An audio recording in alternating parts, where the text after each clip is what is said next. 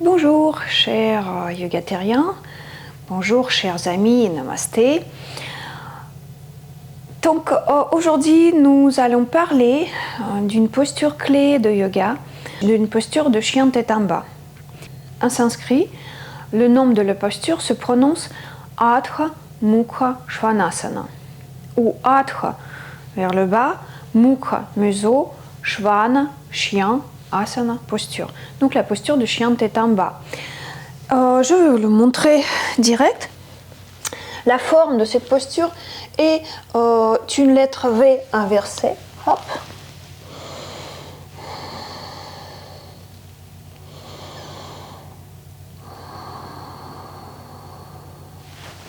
C'est une posture finale et aujourd'hui je vais vous parler donc de cette posture, du type de cette posture, de la symbolique de cette posture, des effets thérapeutiques bienfaisantes évidemment, et également je vais vous montrer les postures préparatoires si vous ressentez une gêne quelconque dans l'exécution de la version finale. Donc il existe des postures préparatoires, les postures de travail comme on les appelle en Ashtanga. Donc Adha Mukha Svanasana, je l'ai déjà dit, donc le chien tête en bas.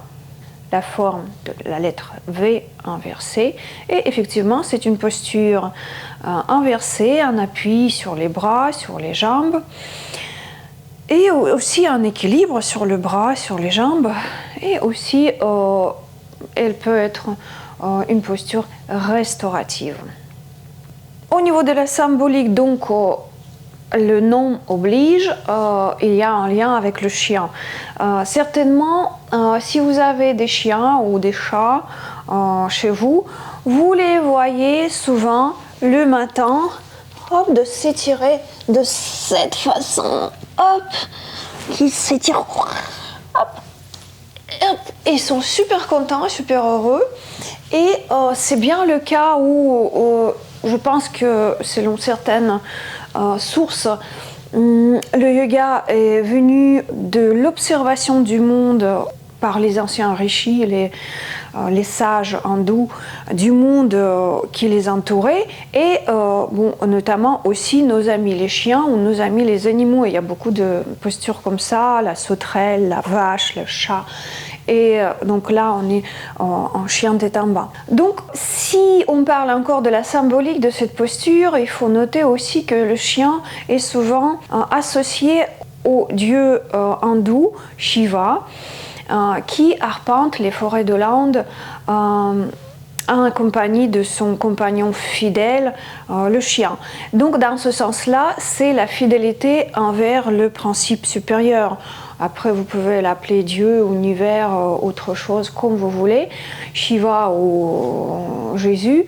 Donc, c'est plus vraiment la fidélité et la soumission, plus la fidélité, pour ma part, au principe supérieur. Et puis aussi, il y a un autre sens qui est presque opposé, on va dire. C'est parfois le chien est considéré comme un être maléfique, un être un peu méchant. Et dans ce sens-là, le chien est associé à notre ego, à la partie plutôt négative de notre ego, souvent méchante, même avec nous-mêmes, et qui nous oblige à souffrir, qui nous amène des souffrances. Et donc, dans ce sens-là, le chien tête en bas, c'est l'ego pacifié, l'ego soumis à notre être supérieur, qui est très bien. Donc voilà, et pour ma part aussi, quelque part, j'aime bien cette symbolique personnelle pour moi, où j'associe le corps à un chien fidèle, à la fidélité du chien, parce que le corps, il est avec vous jusqu'au bout. Il vous supporte, il supporte tout ce que vous voulez infliger, et c'est votre partenaire le plus fidèle. Et si le corps vous cause des souffrances ou des soucis, ça veut dire qu'il a épuisé toutes ses ressources, et là c'est vraiment limite s'il y a par exemple la douleur physique, souvent c'est juste un indicateur qu'il faut changer quelque chose. Voilà, donc en ce qui concerne la symbolique, maintenant les bienfaits thérapeutiques, il y en a beaucoup. Donc c'est avant tout bien sûr les bienfaits pour le dos, parce que quand on est dans cette posture-là, si on l'exécute bien, comme il faut, le dos s'étire, s'allonge et se renforce. Hop. Aussi, au niveau, si vous avez un dos rond, c'est une posture de première importance pour vous, parce que c'est une posture qui permet d'aplatir et d'allonger le dos et de soulager, par ce biais, soulager les douleurs. Puis donc aussi, c'est une posture qui renforce les bras, les épaules et assouplit les épaules et les jambes. Et aussi, c'est une posture qui augmente les capacités respiratoires et nettoie les poumons, parce que les poumons sont dans la position inversée. On respire dans une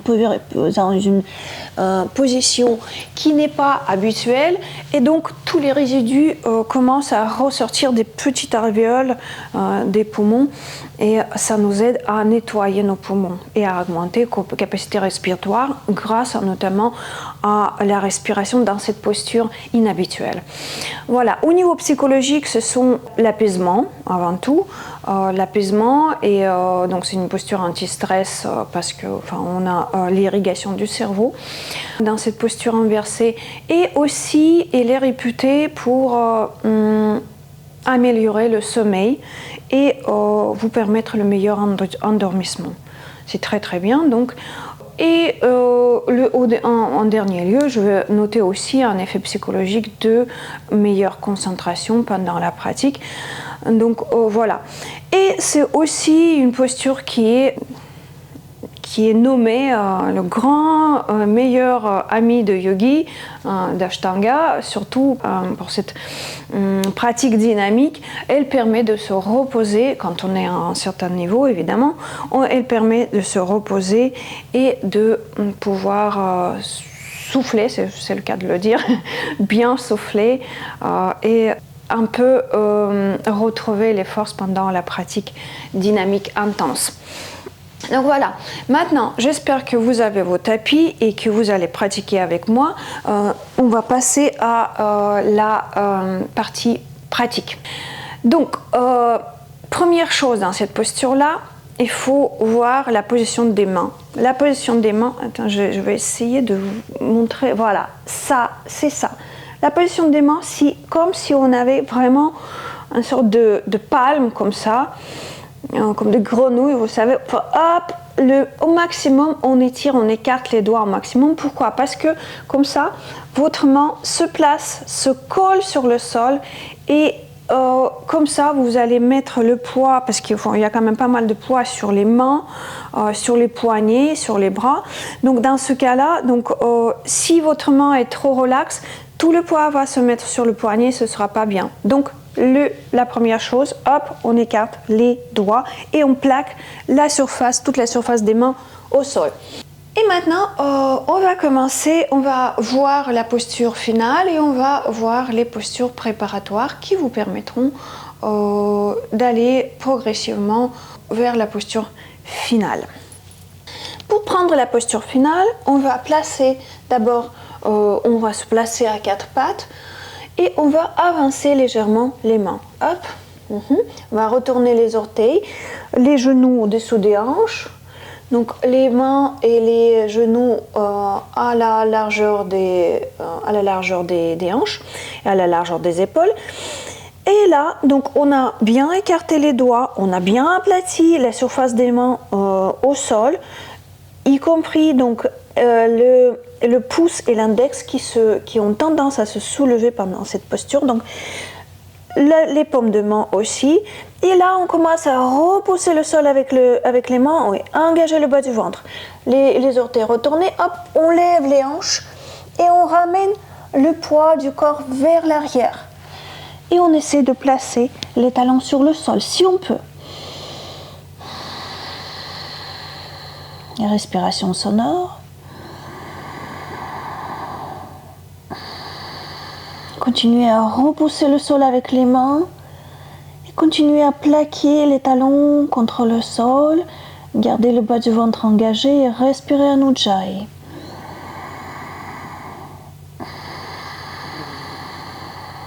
Gardez les épaules larges, Sortez la tête vers l'espace entre les mains. Le cou reste dans le prolongement de la colonne vertébrale et on respire.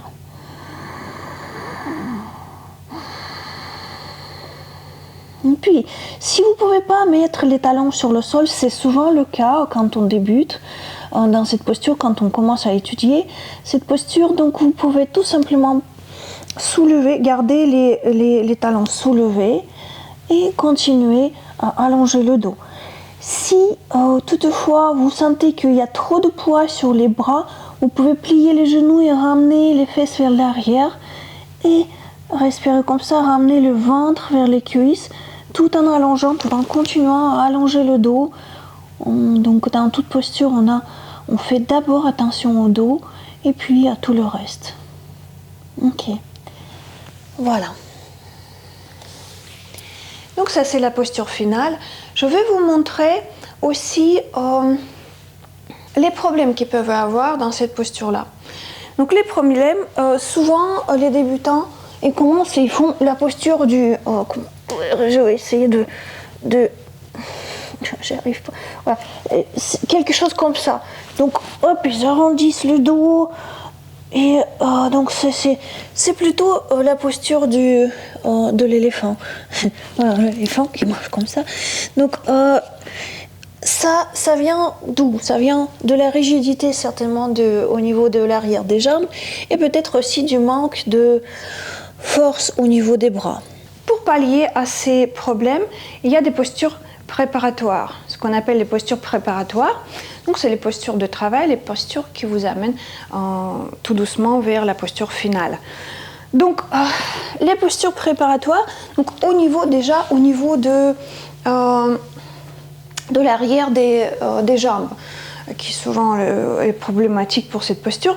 Donc on a une posture qui s'appelle Padangusthasana. On ouvre les épaules, on allonge le dos, on place les pieds à la largeur des hanches et on inspire, on pivote à partir des hanches, on pivote vers le sol, on glisse les mains soit sur les tibias, soit sur les chevilles, soit si tout va bien et on peut garder le dos tout droit et le ventre vers les cuisses, on peut attraper aussi les gros orteils et en écartant les coudes, placer la posture, placer la colonne vertébrale vers le sol et allonger la colonne vertébrale vers le sol. Au niveau des genoux, si ça tire un peu trop, au départ ça peut être le cas souvent, on peut plier légèrement les genoux tout en gardant le ventre sur les cuisses. Hop, et on respire. Et au fur et à mesure, on peut étirer les genoux et allonger le dos vers le sol. Donc, Padangusthasana. C'est la première. Et puis, pour les bras, pour travailler la force des bras, nous avons d'autres postures. Donc, première, c'est la posture du chiot. Une posture, d'ailleurs, si vous êtes fatigué pendant la pratique, par exemple, quand on fait des transitions entre les postures, vous pouvez remplacer tout à fait la posture du chien tête en bas par celle-là, par la posture du chiot, pour se reposer un peu. C'est toujours mieux de rechercher le bien-être dans la pratique et de se reposer quand il le faut. Donc voilà.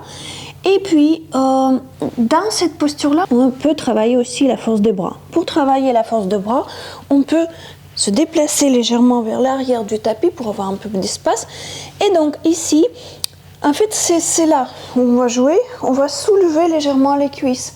On va soulever légèrement les cuisses et donc appuyer sur les mains, engager les bras et rester en ouvrant, donc en gardant les épaules ouvertes et allonger le dos. Et respirer. Plus vous ramenez les fesses vers les talons, plus la posture sera facile. Plus vous ramenez les mains vers l'avant, plus la posture sera difficile. Et au final, vous pouvez placer les hanches au-dessus des genoux, plaquer les mains contre le sol, engager bien les bras et hop, allonger la tête vers l'espace entre les mains. Respirez un ujjayi.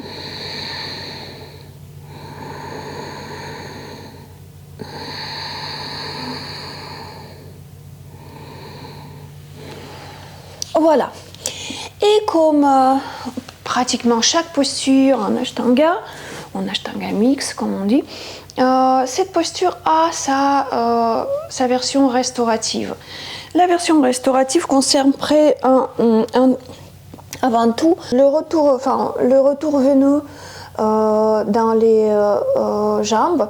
En fait, en cas de jambes lourdes ou jambes impatientes, un syndrome des jambes impatientes, vous pouvez, donc si vous allez, même si les talons sont légèrement vers le ciel, vous pouvez soulever les orteils et engager encore plus les jambes, engager le bas du ventre. Ou si vous êtes dans la posture finale, ça c'est encore mieux. Donc vous ressentez comment s'engagent les jambes et le retour veineux et faciliter les veines, la musculature des veines est travaillée et tonifiée dans cette version avec les orteils soulevés. Puis vous pouvez évidemment faire aussi cette version là, donc hop. Et voilà, et pour finir, il faut donner des contre-indications pour la posture du chien tête en bas. Donc si vous avez les soucis au niveau des poignets, donc votre posture va ressembler plutôt à ça. Vous allez poser les avant-bras sur le sol et faire l'extension des jambes, travail du dos, mais dans cette version-là plutôt. Si vous avez les soucis au niveau du coude, des épaules ou des hanches, votre posture va se résumer à ça. Donc ce sera plutôt le chiot que vous allez faire à la place de chien tête en bas. Il n'y a pas de souci, donc ça travaille quand même les bras. Vous appuyez légèrement, vous travaillez, vous renforcez. Ça travaille le dos et c'est une très très bonne posture aussi qui vous permet un peu plus de vous reposer et protéger les articulations. Namasté.